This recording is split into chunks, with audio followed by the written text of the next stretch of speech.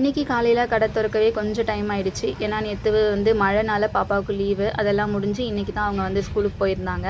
அதோட தம்பியுமே ஊர்லேருந்து வந்திருந்தான். அவனையுமே வந்து ஊருக்கெல்லாம் அனுப்பி வச்சுட்டு அதுக்கப்புறமா தான் கடைக்கே வந்திருந்தேன். நேற்று மழைன்றதுனால ஷாப்க்கு யாரும் அதிகமாக வரல கடைக்கு. ஸோ அதனால் கொஞ்சம் நேரத்துலேயே வந்து வீட்டுக்கு போகிற மாதிரி இருந்துச்சு. அதனால் கொஞ்சம் துணியெல்லாம் வீட்டுக்கு கொண்டு போயிட்டு வீட்டிலேயே கட் பண்ணி எடுத்துகிட்டு வந்துட்டேன். இப்போ வந்து தைக்கிறதுக்கு ஸ்டார்ட் பண்ணிடலாம்.